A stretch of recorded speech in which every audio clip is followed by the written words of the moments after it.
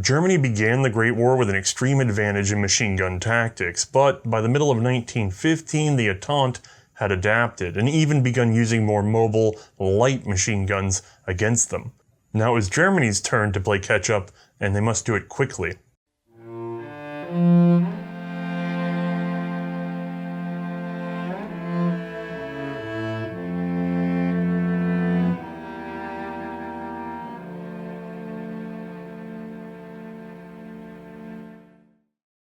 Hi, I'm Othais, and this right here is an incredibly light gun. You can tell by the fact that I didn't grunt.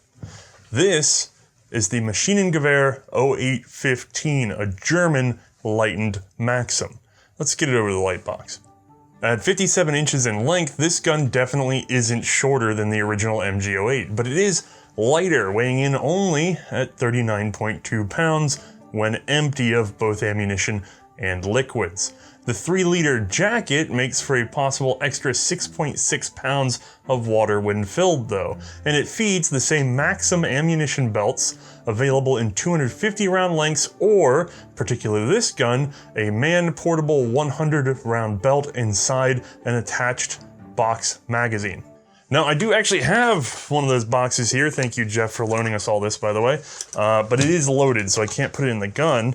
I kept it topped up just in case of several dozen burglars. All right, gang, we've got another machine gun episode, and this one is going to require some context because, as you will soon see, we've been kind of setting you up for, well, learning. I'm sorry, you're going to learn. Back in episodes 80 and 81, we went through what was actually a condensed Maxim gun history. Recall, Hiram Maxim had developed the first successful machine gun in the 1880s, but it was heavy, large, and fitted to a carriage like traditional artillery. By the time of World War I, the design had been shrunk considerably, but that was still a heavy affair requiring a separate tripod base and a team of men to move around the battlefield. This general sort of machine gun, a lighter pseudo-artillery piece, was the standard around the world by 1914. We certainly saw that in our Hotchkiss episode where the gun was effective and reliable, but incredibly heavy and difficult to maneuver. Honestly, everyone seemed to have the same feeling: mount the gun, emplace it well, and hold your ground. Well, almost everyone. Some were a little more forward-thinking, and so we've managed to see several important pre-war designs. The Hotchkiss Portative, the Chauchat Sutter, the Lewis gun. These were early man-portable light machine guns, and all of them even trailed behind an extremely forward-thinking Madsen, which I'm happy to say we will soon cover for this show. If the light machine gun existed before the war, well, why didn't they see wider adoption in production before the war? Well, mostly because they were not immediately and obviously useful. Most early testing actually focused around another important role that they would eventually fill, which is aviation. Ground testing didn't always seem to know what to do with them. Honestly, the few armies who really considered the light machine gun generally thought of them as a possible tool for cavalry, because other than pairing them with a traditional flanking maneuver, why bother using them? For regular work, the emplaced heavies were better and better crewed. And man, those big guns did do a good job at the start of the war, especially for Germany. We've covered this before as well, but Germany did not have the most machine guns at the start of the war. Russia had nearly double their raw supply, and France, while trailing Germany, wasn't that incredibly far behind. No, Germany's advantage was in tactics and doctrines. They knew how to use their machine guns. They had put a lot of emphasis on the machine gun at a time when other nations were treating a bit like an odd duck with a limited battlefield role. Their basic doctrine can be found as far back as 1906, when manuals for the use of German Maxims started to appear, mostly written, by the way, by one man, Friedrich August Oskar von Merkatz. Born in Hirschberg in 1876 to a noble family. That's about all I have for early biographical information. For someone who clearly saw the future, he's kind of been lost to the past. I suspect but cannot prove that Merkatz had actually been an observer during the Russo-Japanese War. As we have covered before, this conflict was a first for head-to-head machine gun use, both with the Japanese and Russians, who learned some hard but effective lessons in that conflict. Both countries would invest further in machine gun production after that war. Germany, without even being in the conflict, also explored the proper effective use of machine guns, particularly in entrenched warfare, which is why I suspect that Merkatz was present for the Russo-Japanese War with the German observers that were there, or at least an avid reader of their reports. Because his 1906 work, a lesson book for machine gun divisions, became what was the backbone of the soon-to-be very effective German machine gun program. Beaten zones, interlocking fire, focus on enfilade fire, drawing massed infantry into a kill zone. These were all explored in the years before war were declared.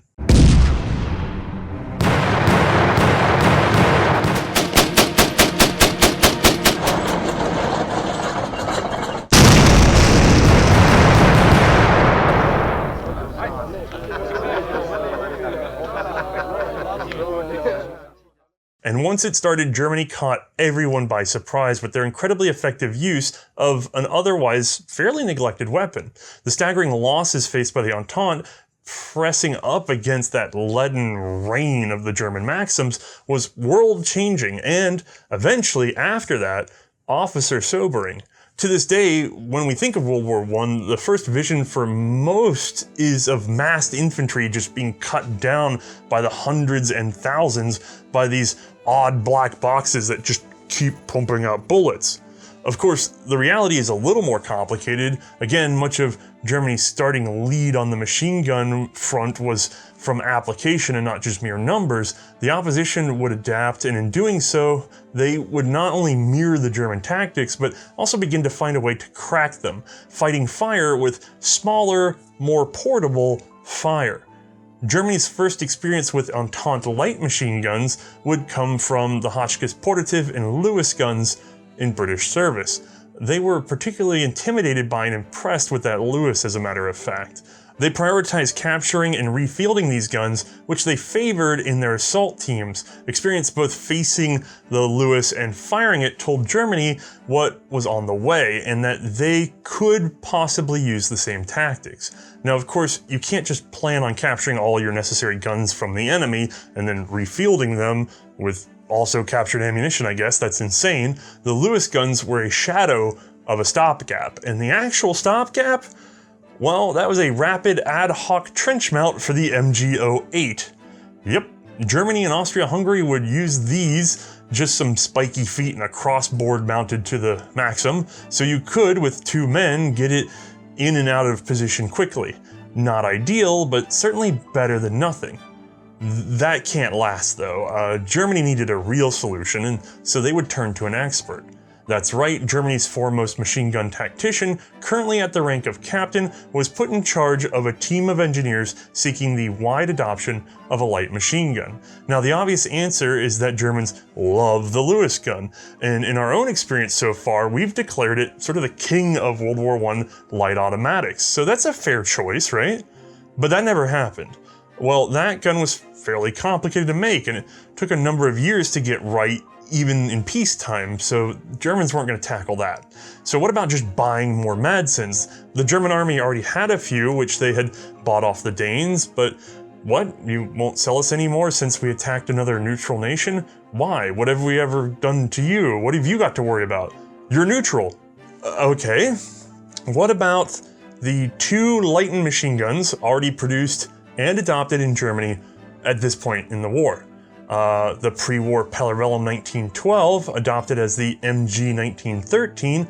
This is a Vickers-style lightened and inverted Maxim that also had an improved extractor system over the British design, or the absolutely on-point Bergmann 1915, a true light machine gun from Theodore Bergmann that worked on the short recoil principle.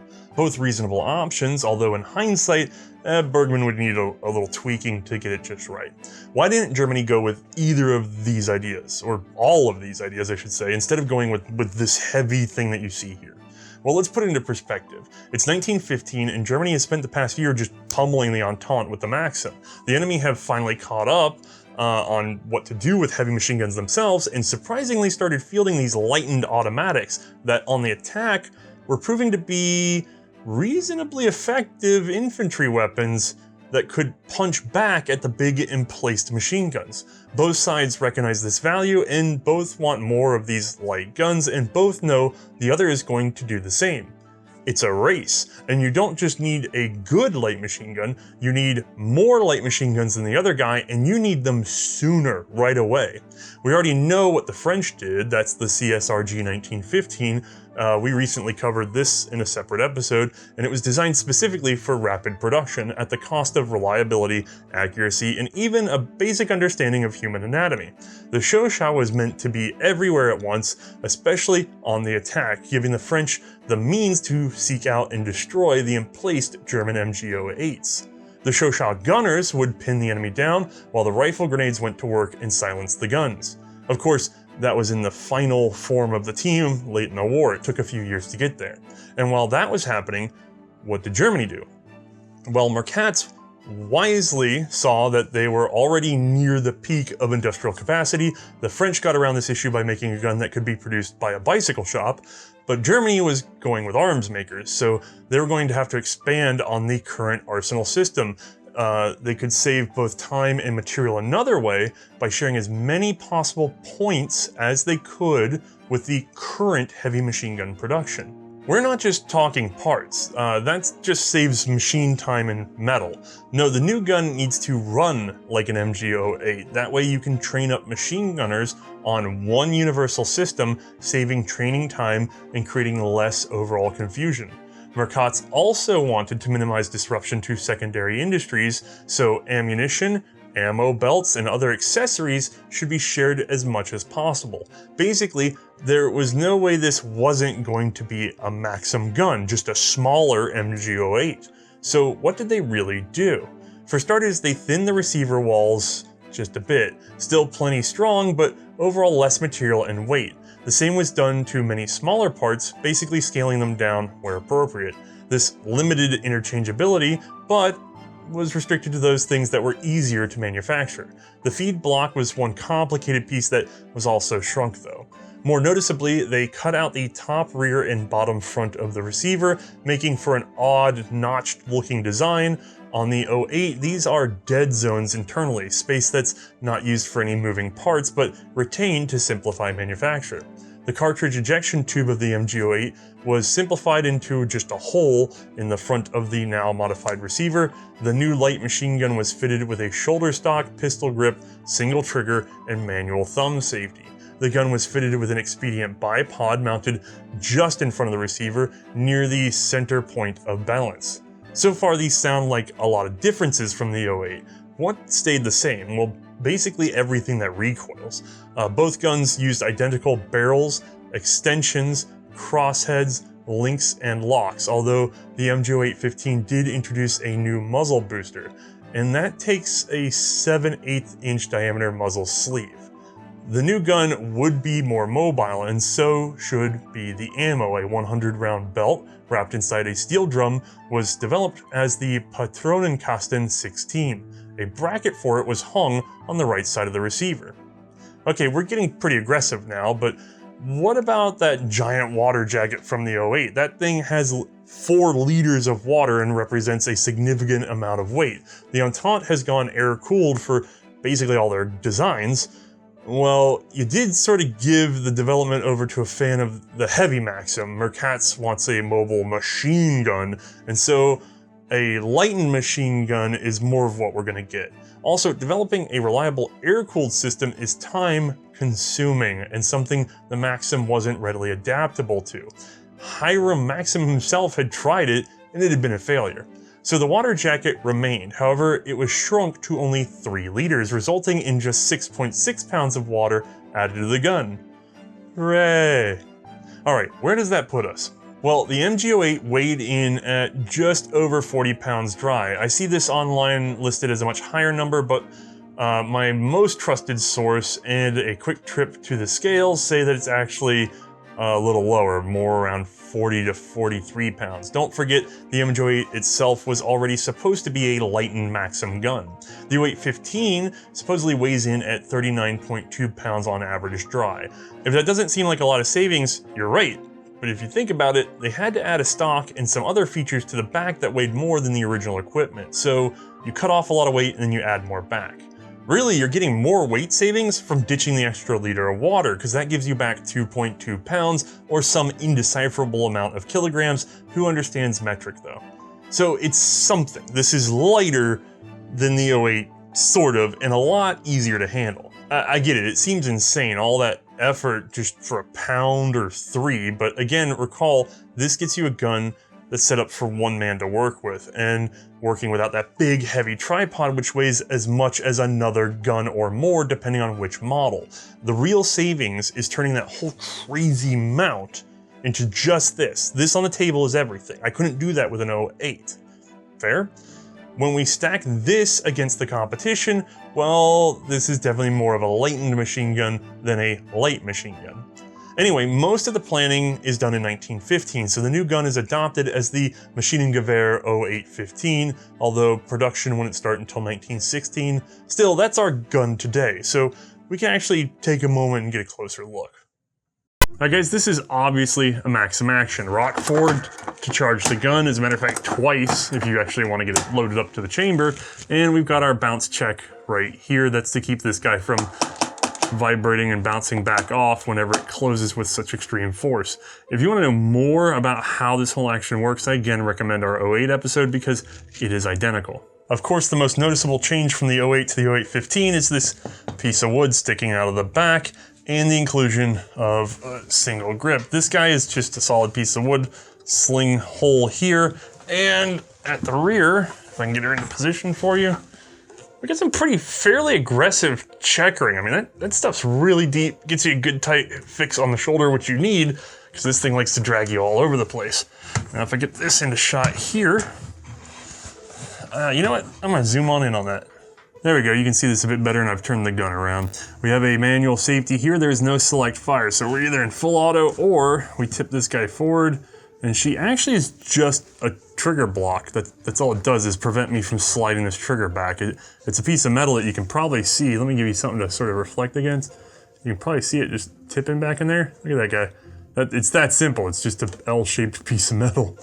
I'm gonna run this side of the gun, check it out. Same old fusee cover, same old fusee spring in there.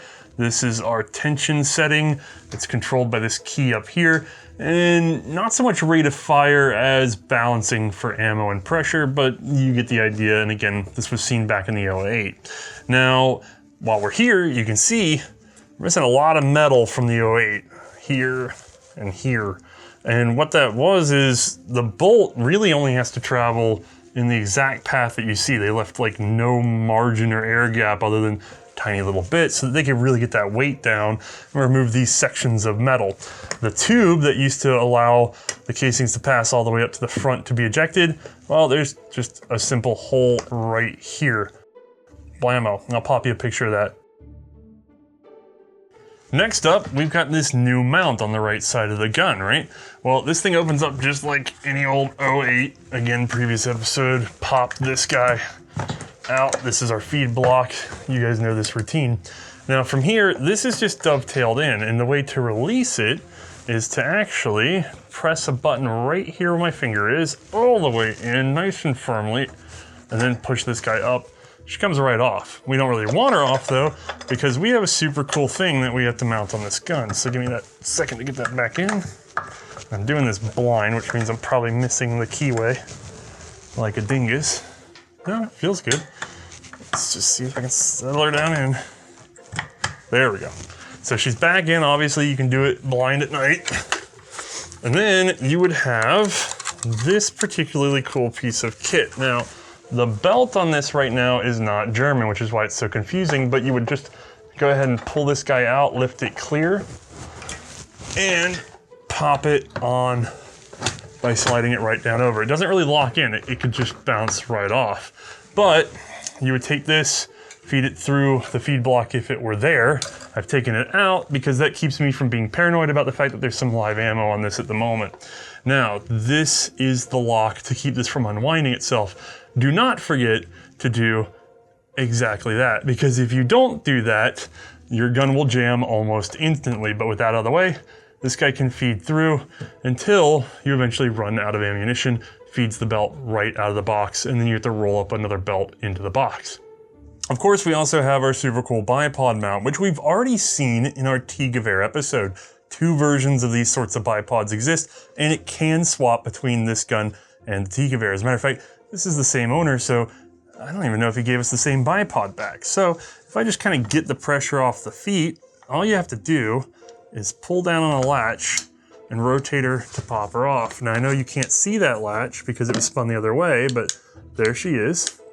And this bipod can be equipped in either direction. A lot of people like to send us messages that we've put it on the wrong way, but realistically, there is no wrong answer because it kind of depends on what you're doing with it. In this position, the spikes sink in, but the thing rakes backwards. In the other position, you get a little bit longer of a footprint.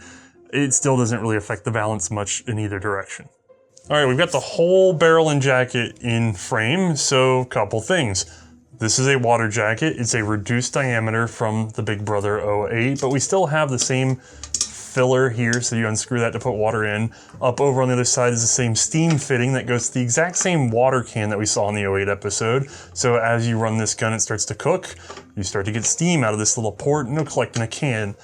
On the underside, we have a sling swivel point, or not swivel point, but rather just a loop in order to retain that band that would go around here. So that's new. We don't see that on, the big boy gun. And then up at the front, we have a new muzzle booster, although you can also find these on 08s later on in the war.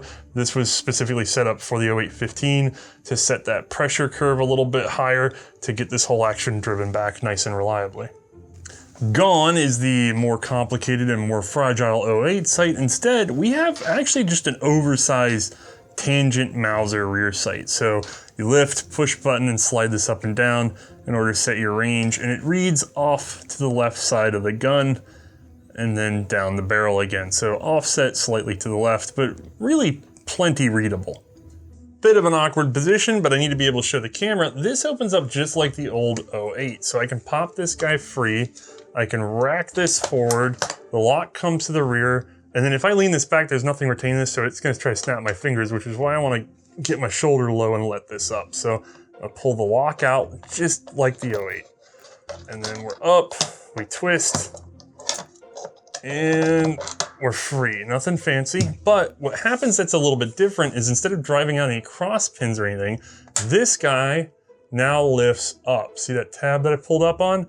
And if I hold that tab up, we can now turn down the back of the action if I let the lock out of the way. So just let that out and boom, we flopped open the back of the gun. From here, again, it's exactly like the 08. I just start pulling parts all the way to the rear. So I've got like a key over here with the fusee, but to do that, I have to press off the fusee, do all that crazy stuff, and you guys already know that drill.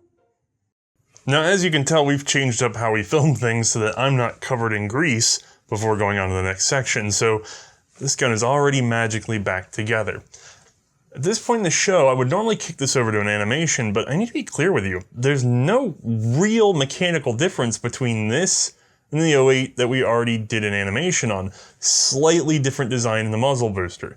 And the fact that we now have our grip and trigger down here, which means our sear is tied in at the front instead of at the rear, but it's so easy to envision. It's just a lockout safety. Other than that, you got nothing. There's no real point to going through all that effort. You guys understand this system already. It's just got a stock on the end of it. So let's skip all that and go straight over to Mae for a demonstration.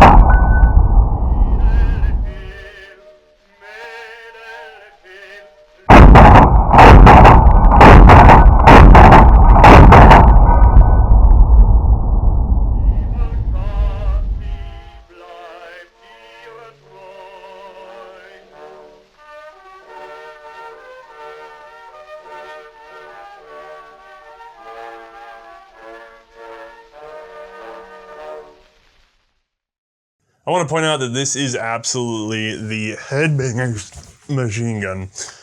Oh, I'm dizzy now. As I said before, we kicked off to May. Production did not start until later in 1916 with relatively low numbers. These early guns were marked MG0815MK for Mit Kolb with a shoulder stock. It's pretty apparent. Manufacture would be undertaken by 7 factories. The most prolific would be Spandau with 50,000 estimated guns by war's end. Erfurt would be next in line with 33,000, and from there we have Maschinenfabrik Augsburg-Nürnberg, Siemens and Hausk, Sauer and Son, Rheinische Maschinen Samurda, and limited production from DWM, Deutsche Waffen and Munitionfabriken. If that last one seems a bit low, that's because it's a very rough estimate, because DWM only briefly produced the 0815 before being ordered to return to just making pure 08s. Spandau would trend the other way, eventually producing only MG0815s along with an aircraft variant. This is the Luftmaschinengewehr 0815, a further lightened gun since it no longer needs a stock nor a water jacket. These were also fitted with the Klingstrom device, which was really a series of variant devices that all essentially cycled the entire action when cocking instead of just the bolt. The reason for that, by the way, is to avoid having to do that two-hand thing where you pull and crank. Like you saw, you normally have to sit there and tug as you went, and if you're a pilot, you can't really do that. It only really feeds from the magazine on its own when it's recoiling, so if you can make it recoil mechanically when you work the crank, well then you can get the system to feed itself, therefore the Klingstrom device. Overall, these aircraft MG0815s did rather well, with 23,000 or so made before war's end, exclusively by Spandau. And by the way, those high Spandau numbers are the reason why most British would call anything like this a Spandau, and it would carry on into World War II in some regards, but generally if you hear a Spandau, you're thinking of the 0815. Returning, by the way, to this ground model, while it wasn't that much lighter than the MG08, it was plenty cheaper, with an estimated cost of 1,875 marks versus the larger's 3,000 marks. The difference in cost and resource consumption meant squeezing more precious automatics onto the battlefield. German leadership desperately wanted more machine guns as a means to slow manpower shortages. The idea being that more machine gunners meant a larger force multiplier per individual soldier at a time when individual soldiers were precious. German 0815 teams, like the French, saw an evolution. In my research, I saw a few variations on the early teams, but basically, you would have a gunner and 4 team members who served as loaders, carriers, etc. Together, they carried 900 rounds of belted ammunition, 2 separate barrels, the water can, and other tools and accessories. Eventually, they would also be supported by a team of riflemen who would carry an additional 1,200 rounds of belted ammunition in boxes. Now, at first, they could only manage 4 of these guns per company, which were organized into special detachments within the division. This separated them from a battalion or regimental command, putting them under the orders of the company commander. This sped up their battlefield response time and made them much more flexible for attack and defense. They were posted on the front lines and not behind, positioned independently of the 08s, and moved frequently to avoid enemy artillery bombardment. They could be indispensable for attack, but should not be trusted for accuracy. Instead, they were told to avoid shooting over friendly heads and were used in short, overwhelming bursts and attacks. A full belt of 250 rounds, a full big belt of automatic fire, would be considered an excessive and infrequent action. 5,000 rounds was basically the maximum ammunition expenditure of any single engagement for the first year of testing these things. Command felt that 1,500 rounds should be sufficient for most combat action. The first uses of the new 0815 were scattered and careful in the fall of 1916, and in early 1917 they would start to see real use at Verdun, but still the numbers were limited at this point. The Entente leadership might have learned about the new guns at that time, but they seemed to be no particular danger. They'd feel that blow later during the French Aisne offensive of April 1917. pressing against the Germans, French troops would soon discover that their new counter-machine gun tactics were not especially wilting the enemy fire anymore. A report from 2 assemblymen who observed the battle contains the following. We have been told that the Germans now have at their disposal, for defense purposes, a light machine gun that is superior to our own automatic rifle, at least in defense. The effects of machine gun fire have never been more cruelly suffered than during this last battle. The machine gun nests are too many, too easy to conceal, and too easy to set up that we can hope to destroy them all. Yeah, that is exactly the effect the Germans wanted to have, and it shows that a lot of the MG0815's attack potential was sacrificed in order for it to be in better support of their tactics favoring defense. The ability to reposition, but also to keep up minimal sustained fire. With this success, the growing production, as more factories sorted out their manufacture that is, 0815s began to be issued 3 per infantry company, with some select units getting up to 6. And it was working out well, so much so that by the end of 1917, German Chief of Staff Ludendorff had picked up on how important these light machine guns were. He was especially impressed with the gun's role in the Battle of Cambrai. It was a British assault designed to test a new combined arms tactic, with infantry, artillery, and even tanks coordinating to break the Germans' deeply defended lines. And at first it had been an amazing success for the Entente, but the unexpectedly fierce and effective German counterattack was spectacular, and so severe that British lines almost broke entirely in the sector. Now, how did they achieve this feat? Well, by using a new infiltration method. Basically, take your most experienced troops, give them light machine guns and grenades and the best stuff you got, open up like a light artillery barrage or wait for nightfall or whatever you can do to create limited confusion or distraction, and then let them move up, securing forward positions where they can, but also leading the enemy into suspecting that at best this is a smaller probing attack. Whatever position that they can get out of it, they should avoid direct engagement, and if they do get into a fight, they should overwhelm like one small point, something unlikely to be noticed as suddenly going dark on the front.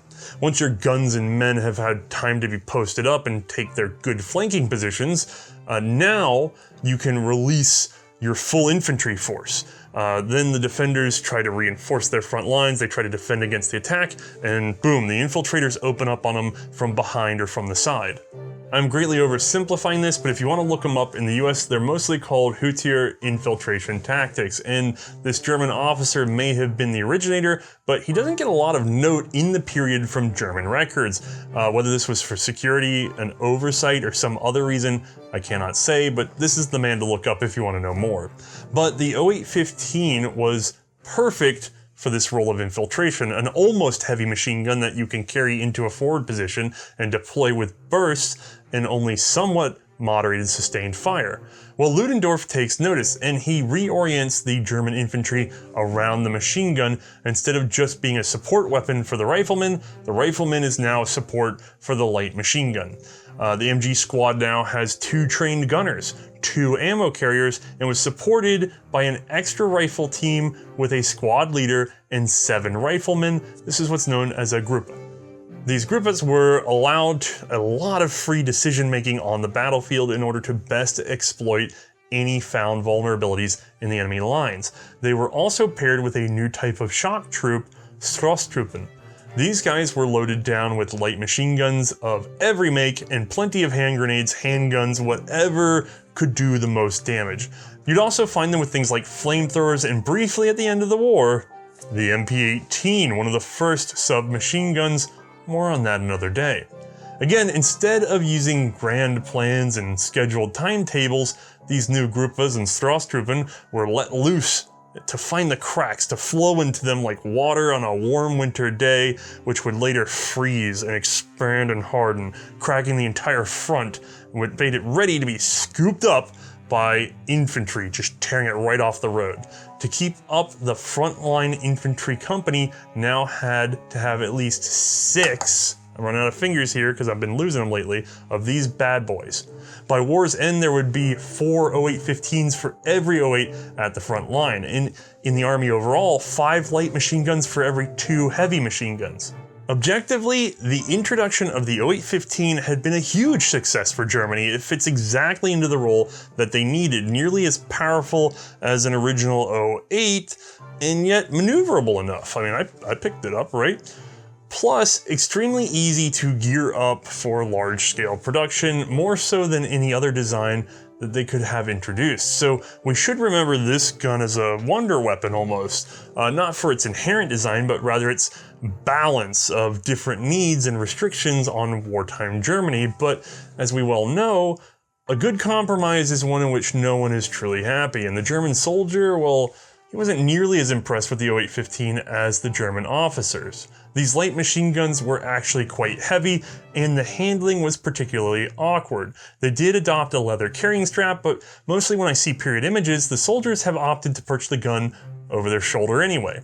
Operating this machine gun could be just as fiddly as an 08. The cartridges needed to be set to the correct depth in the belt, and the belts could tangle up fairly easily. Those two issues were both likely why you had that box over here set up on the side of the gun. Now, I joked before about the bounce from this particular weapon, but it was a serious issue. German doctrine was to avoid firing over friendly troops with the 0815, particularly because it was so hard to control the vertical spread.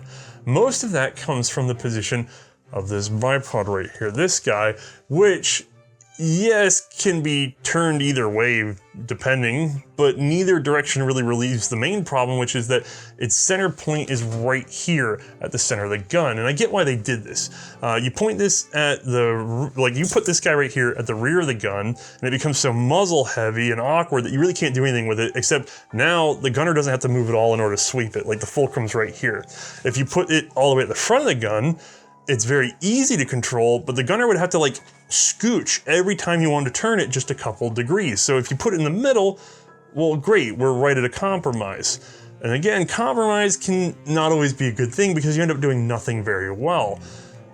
That makes this gun very unbalanced when actually firing. You're basically constantly teeter-tottering, which is exacerbated by just how high this bore axis is from that hinge point, which makes it even worse. Like a big old revolver, it just gets to rocking. Most frustratingly, the Bergmann 1915 had been given a much better tripod during development. This could have shaved off a lot of the MG 0815's issues if it had been introduced for this gun. Post-war, we'll see bipods clamped over the water jacket all the way up at the front of the gun, and that will help improve performance a lot, even if you have to scooch some. There were, however, some attempts during the war, other than that after the war, to actually improve this gun. The MG16 was an 0815 with spade grips and no shoulder stock on a super light traditional tripod. This was an attempt to move even further into a lightened heavy machine gun. This obviously did not take off. Heading in the other direction entirely was the 0818, which was an 0815 without a water jacket, thereby greatly limiting the sustained fire potential, but also lightening the gun further. I've read that these were planned to be issued with the Bergmann style tripods as well, and only up to 1,000 were made before the war was over, and it's unlikely that any made it to the front lines.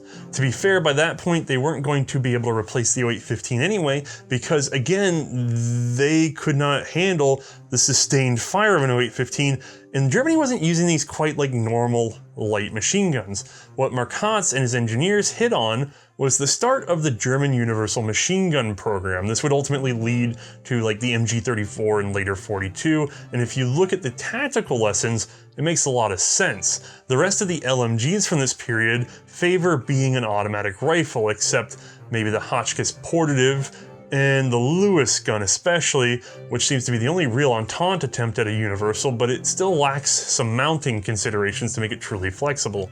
In a very strange way, this gun was advanced, precisely because of its middle-of-the-road approach to design, and that strange paradox was not lost on the German soldier, that probably the worst light machine gun in the war was also the best light machine gun in the war. This gun and its unusual approach actually made it into the German language. 0815 is a phrase that roughly translates to run-of-the-mill, average, standard. In many cases in the past, it had a sort of cynical tinge to it, and nowadays you still get a little bit of a wispy exasperation, a boredness, sort of like saying c'est la vie. There's a disconnect. Of course it's middling. Of course it's unremarkable. And I guess that's kind of insulting in a way, but it can't be the worst insult, because when we think of the Chauchat, we have nightmares. What happens when you design a gun that's so perfectly adequate for what you're doing that it just is? It's kind of odd. But I suppose I shouldn't be trying to weigh in too much about the experience, because that's not my job.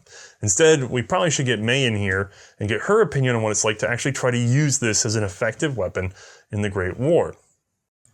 All right, we've made room for Mae, and interestingly, we do not have the gun because, due to our schedule constraints, it's actually already home in between the time we filmed my last segment. Thank you, there's no imaginary mime gun. In between our last segment and now, it has actually been a couple of weeks for once. We usually film these almost exactly the next day, but it just worked out this way. So we do not have the gun in front of us, but that's okay. We have plenty of old footage to rely on. And I believe Mae's memory is as sharp as ever, which means much better than mine. Who am I? So, why don't you walk us through your experience with the 0815, arguably a light machine gun, and just what it felt like to handle that particular devil. Now, obviously, this is still a very large, light machine gun. It's very big, it's very cumbersome. It's still at like 39 pounds, which is a lot, and that's dry, folks. That's not even including the water. So it's kind of more like a light and heavy machine gun, I guess, in that respect. But it's very big, it's very long. I can't really see myself firing this thing from the hip. It's obviously very difficult just moving it around on its own. So this is a gun that I see myself as taking it somewhere and putting it in place. And that's it. Like, I don't want to have to move it from that place if I don't have to, even though I can pretty rapidly on my own if I need to. It's still a little too cumbersome for that. But yeah, very big, very long. It's got a lot of stuff going on both sides. I mean, it's got the handle on one side. It's got that like adjustment spring on the other for adjusting the rate of fire. It feels like there's a lot of busyness going on at the back. When it comes to loading this gun, it loads like the MG08. I've got to rock the handle multiple times. I've got to make sure I pull the belt through. Like it's all these steps like involved in it, and granted, not a lot of steps to it, but it's not quite as easy as things like maybe like the BAR or the Chauchat, where you just pop in a mag and go. It's not quite like the other light machine guns that we've handled so far for the series. But yeah, definitely different.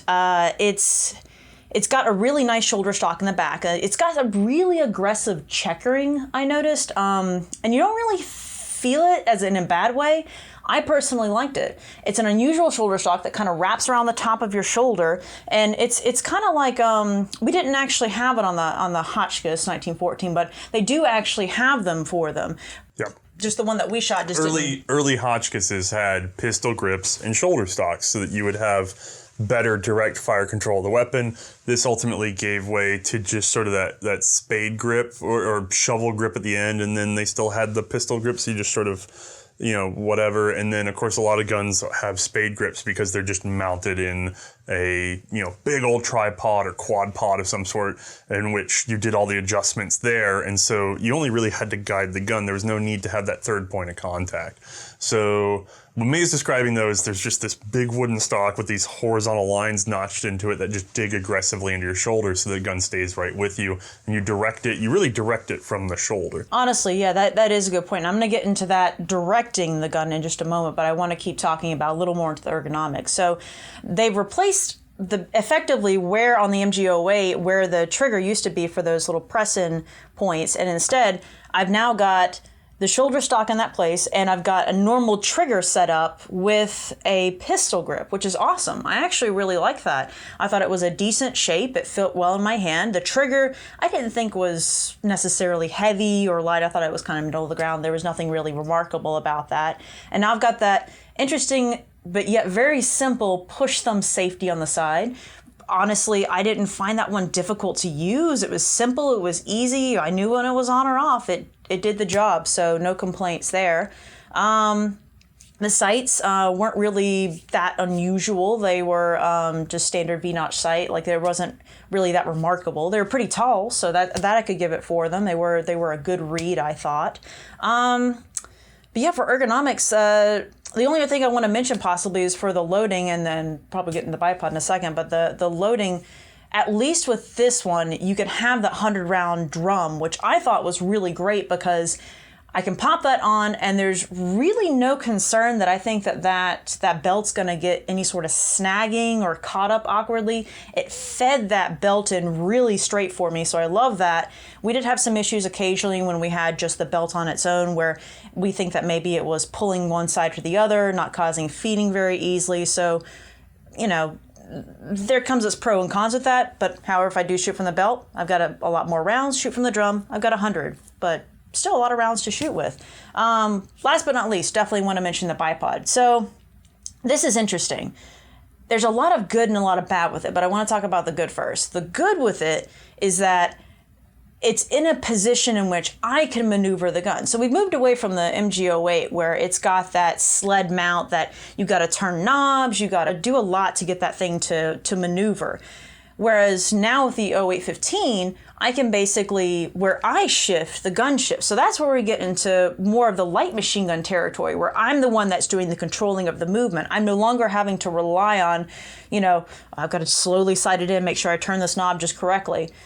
On the downside of that, it's right there in the center, folks. So unfortunately, that bounce that was coming with that, I mean, Othais was there on range. He could see how that was difficult, and it was definitely a bad placement. If they just taken it forward to the front of the gun, man, the differences it would have made. They would post-war, as a matter of fact. They would move off that central point. So let's back up a little bit, because I want to be very, very clear about what happened here. Let's do a rough summary. You have the MG08, an emplaced heavy machine gun. It's a boxy thing, but fairly short, and it mounts on this big four-legged sled mount that you can carry around with a team of, 3 or 4 men. You want to get that down to a 2-man operation, and with 1 man really running the gun, being capable of doing that. So you're trying to get a man-portable MG08, and as an expedient thing, they would take MG08s and put them on these simple, they just bolt right over top of the water jacket and make these, sometimes in the field, make these caltrop-looking feet. And they would just have this plank and bolt over, and you would just grab the gun itself and run up and slap it down in the mud or dirt or whatever you had available, and you just try to direct fire and use that as a sort of make-do light machine gun, because that role in the emerging battlefield was so important. Light machine guns were critical in World War I. So the problem with that there's numerous problems. One, double spade grips from a fixed point on the ground and just sort of manhandling it through the muck. You're all over the place. The sights were never really designed to be lined up with the eye while behind the gun unless it was on a mount. So laying down with it and trying to get sighted in and actually see what you're doing, I'm sure they were walking a lot of their shots whenever they could use it successfully.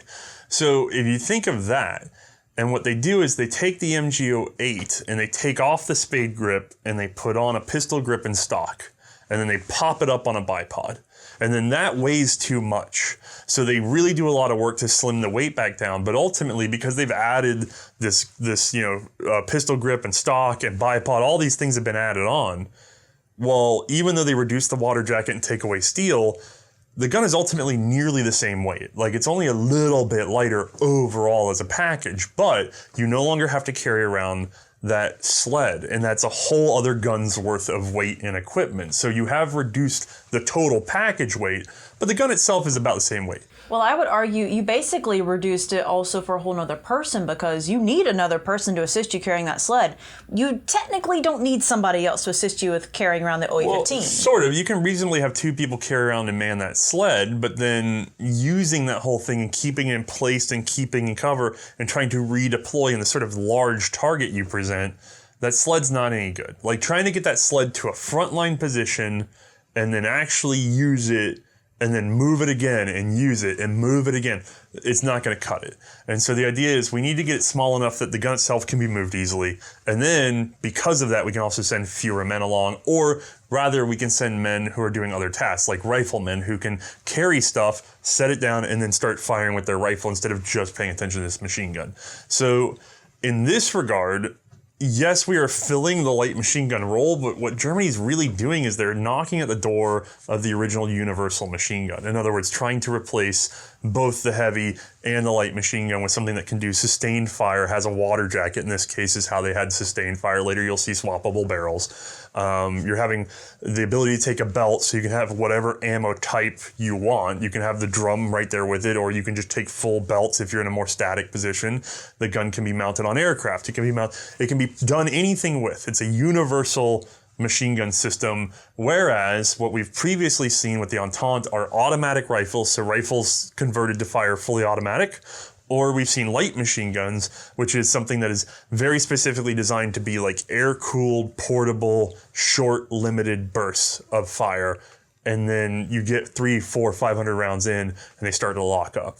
The 0815 can fire thousands of rounds and never lock up, so it's not quite what we think of as a regular light machine gun. So when we talk about the ergonomics of this, it's really important to think of this as compared to the 08 and just hauling that around in the mud, because that's really what the Germans were trying to deal with. If you compare it to the ergonomics of the Lewis gunner and the others, it fails miserably. You can't use it from the hip. It's very hard to carry around. The bipod, we'll talk about that more in a moment, is pretty terrible. It's ungainly. There's stuff sticking out in every direction, and that's because it really wasn't trying to be specifically a light machine gun. You know what I find interesting, though? They actually had that strap set up for the 0815 to hopefully help carry it around, but you were telling me earlier that you really didn't find a lot of pictures of men using it. I see the strap all the time in pictures, wrapped around the barrel, and it's over the guy's shoulder. I've seen posed photos with them with the strap, but I have a feeling that since you can't really get much done with it from the hip anyway, unless you're very specifically walking over a trench line and using it as a direct assault weapon, which I guess could have happened, but realistically from the own manuals, they say don't do that. They say we would much rather post them at the mouth of the trench and not throw them in the trench. And so while our guys are going in with rifles, pistols, knives, the machine guns, the 0815 should be at the edge of the trench shooting over at the approaching reinforcements. So the idea is that the 0815 keeps the reinforcements away and does not actually do in-trench fighting. And so that strap would quickly become pretty useless. So while we're on the ground, though, and talking about that bipod, that's really been our big problem. So do you want to talk about actually shooting the gun on that little bipod on the ground? All right, guys, let's take a step back and get behind the gun again. So I'm behind the gun, I'm lining up my sights, getting ready for my shot. And I'm lining up my sights because I can read those. I can get right behind them without any sort of difficulty or issues. And that's actually already a big deal because we have experienced some light machine guns like the Chauchats where we truly had a very difficult time getting behind those sights. They were... My face does not fit behind those, and this is tangential to anything, but I was playing around with an AR. Somebody told me that they'd seen, Kevin, my friend, told me that they'd seen somebody shoot up the floor of an indoor range because they had an A2 front sight on an AR, so it popped up in the air, and they had a folding Magpul style 2-position aperture sight on the rear. So what they had done is they had left the folded sight down, and they could just see through the one rear aperture position while it's still folded down, so it was way too low. So they're looking like they got their head up to it, and they looked at this, and they just shot the floor out of the place. And he was talking about it, and I went, can you do that? So I just earlier today was playing with one to see if I could get my head behind there, and I had to push my head so hard against the buffer tube to get my head behind there to see that sight. And I was telling some friends, and they were trying the same thing, and they're like, who could do this? Who could use a gun this way? And I'm going, it doesn't feel any different than using the Chauchat because I had to just cram my face up against the side of that receiver to try to be able to see behind the rear sight. Like, it's that hard. So if you want the Chauchat experience, fold down like a Magpul rear sight, look through the aperture, and just really cram your head against that tube. That's the Chauchat experience at home. But yes, go back to the 0815 sight. Super comfortable, gentlemen. It truly was. But no, getting back behind the sights. Like I said, it's fantastic. I can read them. They're nice and tall, easy to read. Boom, right there.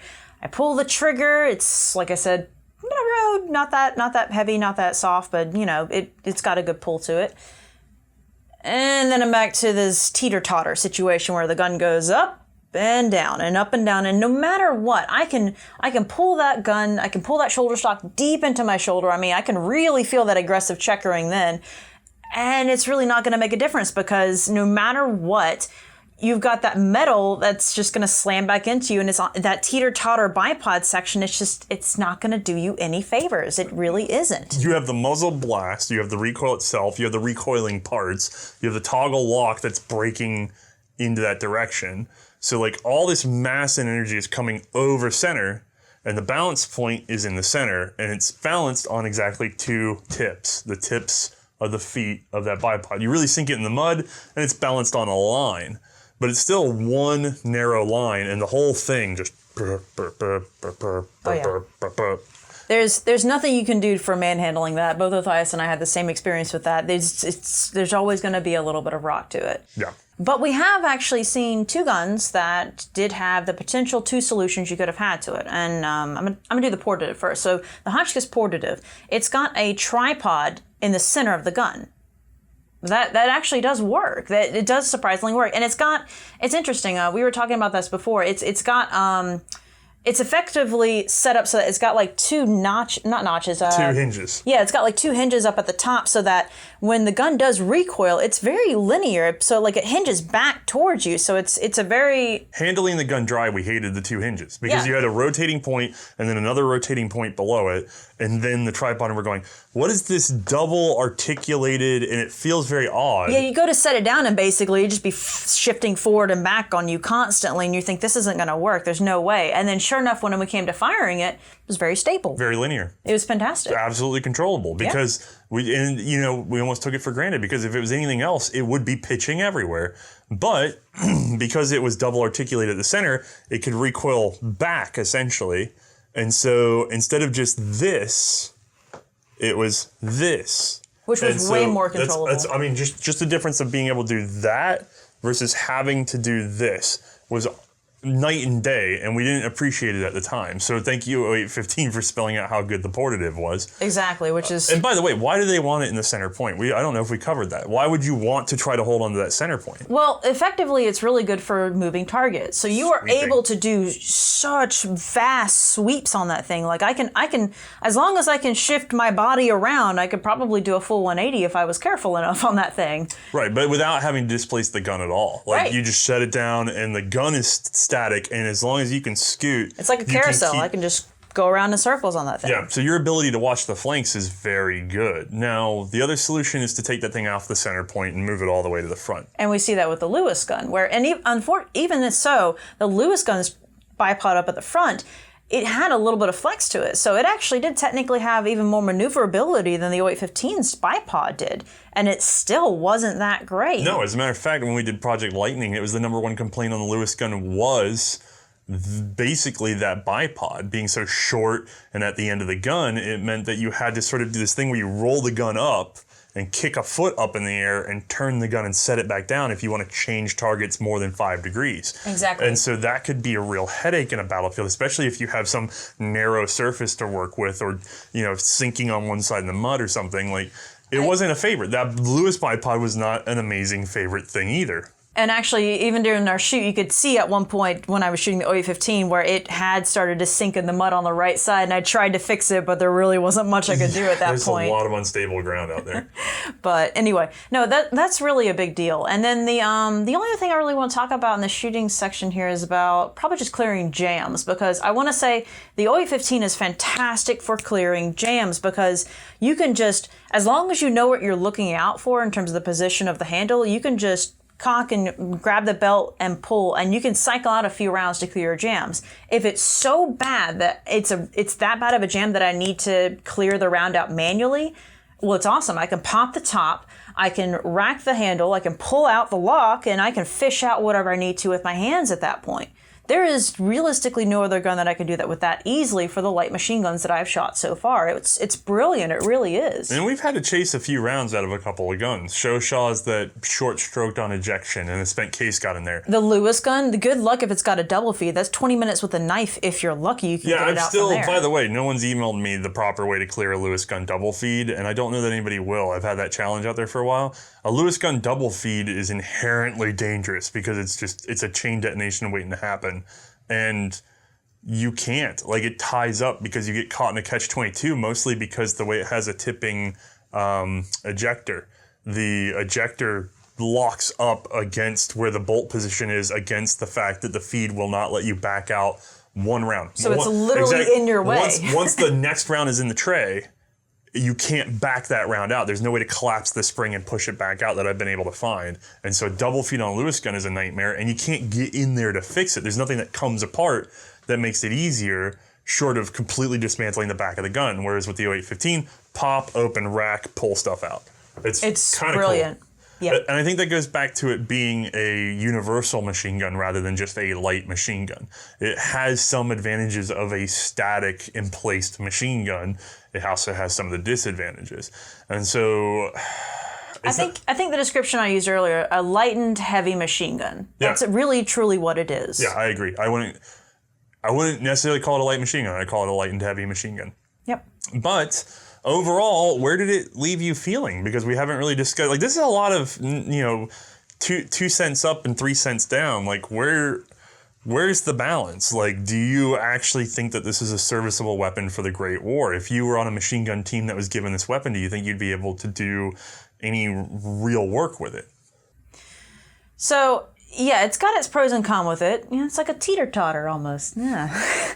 But no, really and truly, even though it's not exactly what I would consider a light machine gun, it is more of on the heavier side of things. So maneuverability is a downside, but it's a decent cartridge. I've got a lot of rounds to play with. The sights aren't too bad. The bipod can get annoying, but I mean, if that's all I really got to deal with, I've got a lot of ammo to go through. I can maybe take them out in terms of quantity, maybe not quality, but I am looking at a decent amount of quantity here for my shots. So I would take it into battle. I can't really see turning this down as a no, especially with the fact that I can clear those jams so easily if they do occur. But otherwise, those things, they're pretty much like tanks. I'd be very happy to take one of those into a conflict. Assuming that I knew, given the right position, I'll just click the bipod off, slap it down on a sandbag. Because I wish we had been able to do that. Just doing it, like, if you guys want, there's an episode of Anvil that has Mark and Reed explaining some long-distance sights. And in that, they just took the MG08, took the bipod off and stuck it down on a sandbag. And they were shooting very accurately with it, and you notice there's almost no recoil on it because they had it contained at the front. So worst case scenario, just popping the bipod off and just throwing it up on a log, I'd be very comfortable with that gun because with the water jacket, you get sustained fire, you get a lot of ammunition.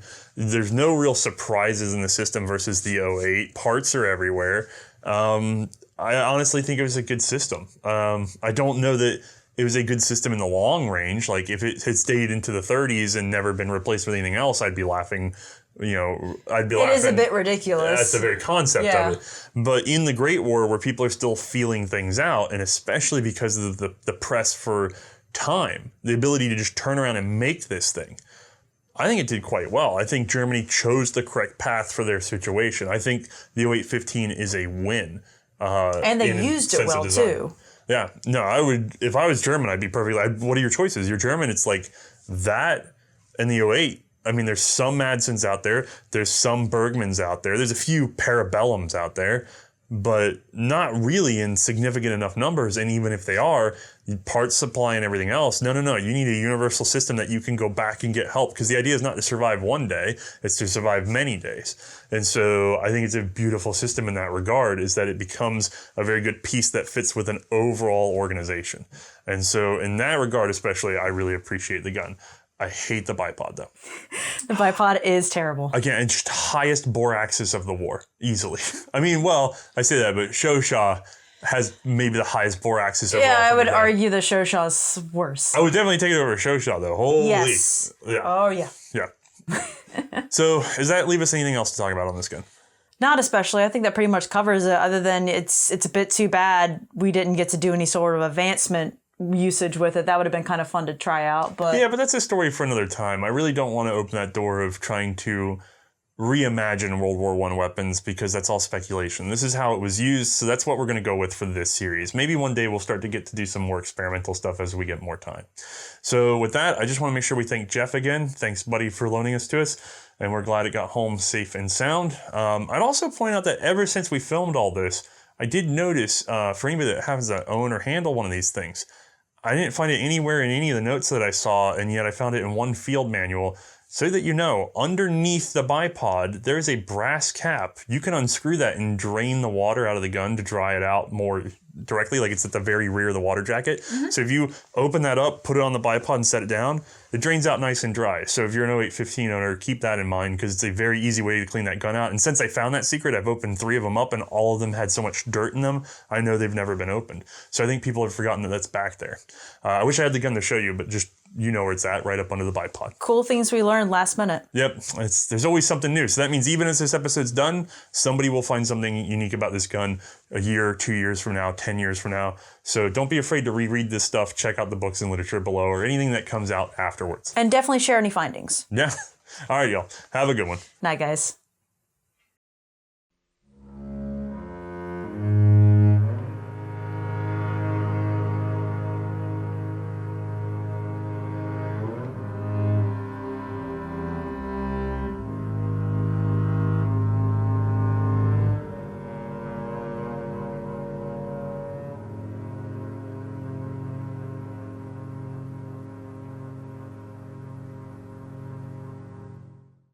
Hey everyone! Othais and I actually have several really cool projects going on at once, but none of them are at the point where we can discuss them just yet. There have been some YouTube-related issues that Othais and Carl from InRange will be releasing a video on soon.